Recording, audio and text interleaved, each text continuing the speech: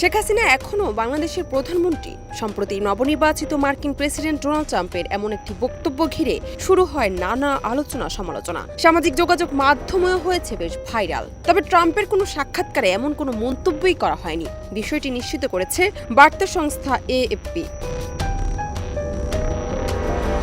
20 November এএফপির প্রতিবেদনে বলা হয়েছে, সামাজিক যোগাযোগ মাধ্যমে শেখ হাসিনাকে নিয়ে যে পোস্টটি ছড়িয়েছে তাতে দাবি করা হয় ট্রাম্প সম্প্রতি এক পডকাস্ট সাক্ষাৎকারে বলেছেন শেখ হাসিনা এখনো বাংলাদেশের প্রধানমন্ত্রী, কিন্তু এমন কোনো মন্তব্যই তিনি করেননি। বরং ট্রাম্প ওই সাক্ষাৎকারে বাংলাদেশের কোনো প্রসঙ্গই তোলেননি।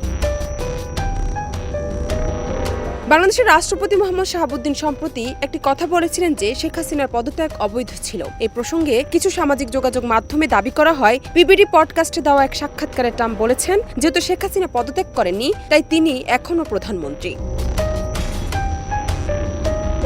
এএফপির ফ্যাক্ট চেক বলছে, এই মিথ্যা দাবির সঙ্গে একাধিক ছবি যুক্ত করা হয়েছিল, যেখানে ট্রাম্পকে পিবিডি পডকাস্টের উপস্থাপক প্যাট্রিক বেট ডেভিডের সঙ্গে আলোচনা করতে দেখা গেছে। এএফপির প্রতিবেদনে বলা হয়েছে, এসব দাবির কোনো ভিত্তি নেই। ট্রাম্প কখনো এমন মন্তব্য করেননি। বিশেষ করে শেখ হাসিনাকে নিয়ে তার কোনো বক্তব্য নেই। জান্নাত নিপু, দেশ রূপান্তর।